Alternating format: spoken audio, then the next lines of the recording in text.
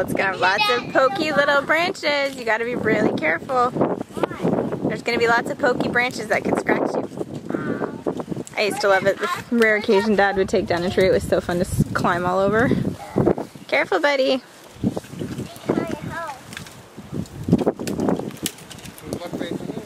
Where I wanted it to. If you can, I mean, I can handsaw some of it off, but you'll be a lot faster. I know. Just give him a sec to play. Was that fun? What are we going to do with all this wood? I don't know. I'm sure we'll find a use for all of it. We'll do something. Careful. Okay, guys, you gotta get out. Dad's gonna take down the other one. Come on.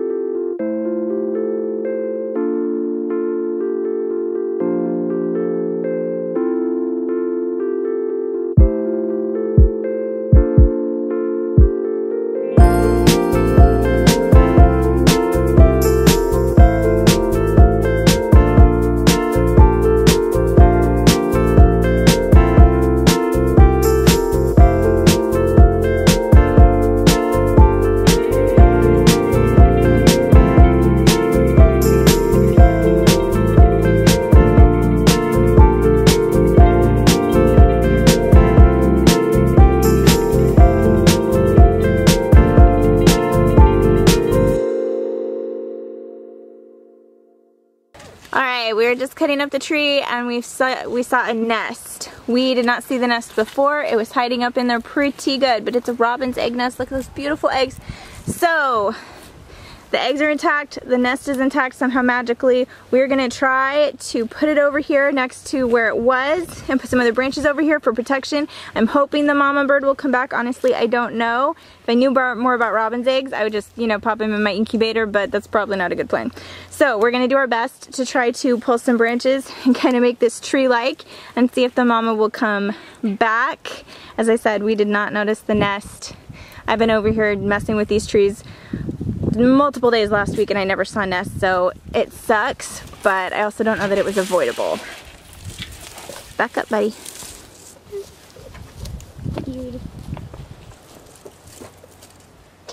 I don't know if we're gonna be able to get it up there. Here, let me get on top of the doghouse just a sec. Okay, the tree that we took out was just right here, right next to this one. Its branches covered most of this one. You can see that's why there's no development on this side.